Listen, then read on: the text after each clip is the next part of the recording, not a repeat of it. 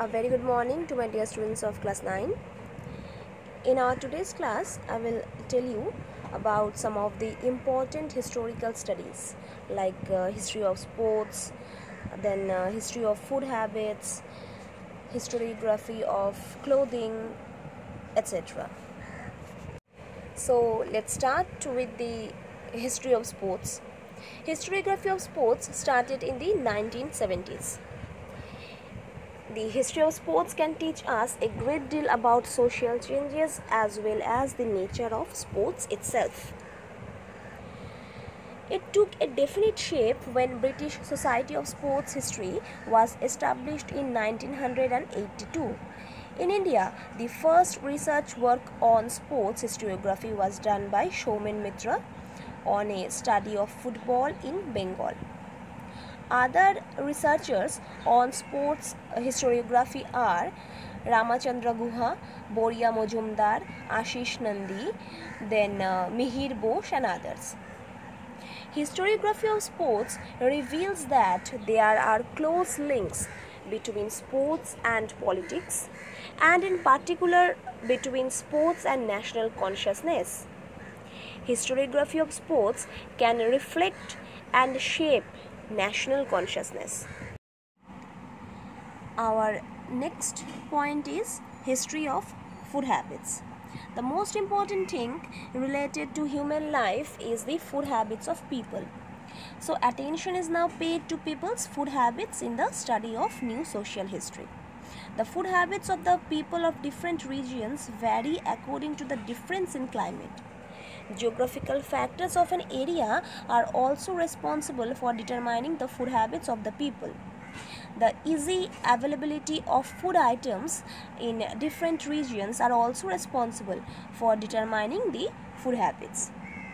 For example, in Bengal, owing to the presence of rivers, fish is one of the important items of food. Different types of inventions like invention of fire have also changed the food habits of people of ancient times.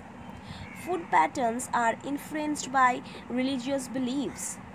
The food people eat are also dictated by their religious beliefs at times. Next, I will tell you about the historiography of clothing. So, historiography of clothing constitutes a large and sophisticated field of research. One should not forget that there is also a history behind the clothes we wear. All societies observe certain rules, and some of these are quite strict about the way in which men, women, and children should dress. These norms came to define the identity of the people. As times change and the societies transform, these notions also alter. Modifications in clothing came to reflect these changes. The emergence of the modern world is marked by dramatic changes in clothing among most communities around the world. Now, my students, we will talk about history of visual arts. Visual arts primarily includes photography and painting. Visual arts assist in our understanding of historical events. It is one of the important sources of cultural data and catalyzed for promoting an awareness of cultural history. Paintings and photographs give us a well-rounded view of historical events, situations, and people. So my students, the points that we have discussed in our today's class are some of the important modern historical studies which are as variable as history itself. That's all for today's class, my students. Thank you.